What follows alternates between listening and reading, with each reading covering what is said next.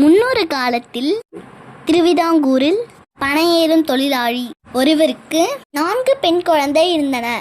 குழந்தையும் பெண்ணாகவே இருக்க வறுமையின் பிடியில் சிக்கியிருந்த அந்த தந்தை விரக்தியில் தன் உயிரை விடத் துணிந்தார்.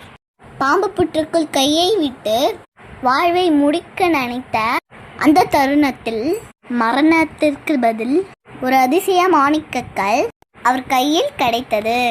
அந்த புனிதமான கல்லை அவர் மன்னரிடம் வழங்க மன்னரோ மகிழ்ந்து போய் புண்ணையும் பொருளையும் அள்ளி கொடுத்தார்.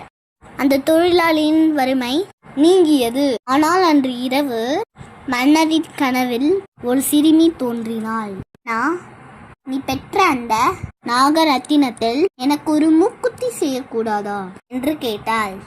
மறுநாள் காலையில் கனவில் வந்தது சாதாரண சிறுமி அல்ல, கன்னியாகுமரி தாய் என்று மன்னன் உணர்ந்தான்.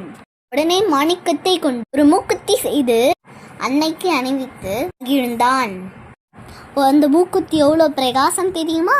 கடலில் உள்ள கப்பல்கள் அந்த பிரகாசத்தை கண்டு வழிமாறி பாறையில் மோதி உள்ளன.